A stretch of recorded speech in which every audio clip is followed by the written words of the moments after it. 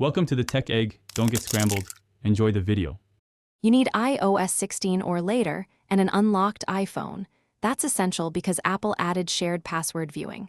First, confirm you are currently connected to the Wi-Fi network whose password you need.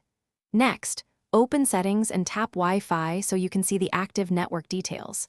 Make sure Bluetooth and Wi-Fi are turned on in Control Center. These let your device retrieve and display the password securely. Once done, move to the Network Details screen to access the password option. Now tap the blue info icon next to the connected network in Settings Wi-Fi. You'll see the network details. Tap the password field to reveal it. The system will prompt you to authenticate with Face ID, Touch ID, or your device passcode for security. That's why you needed an unlocked iPhone.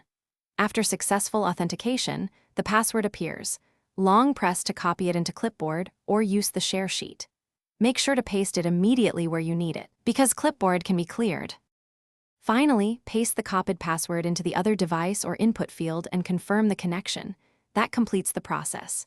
If you don't see a password field, verify your iPhone runs iOS 16 or newer and is actually connected to that network, because older versions don't show it.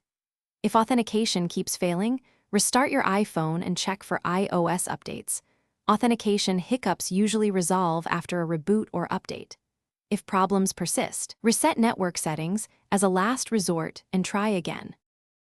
Thanks for watching. Consider subscribing if I helped unscramble your problems.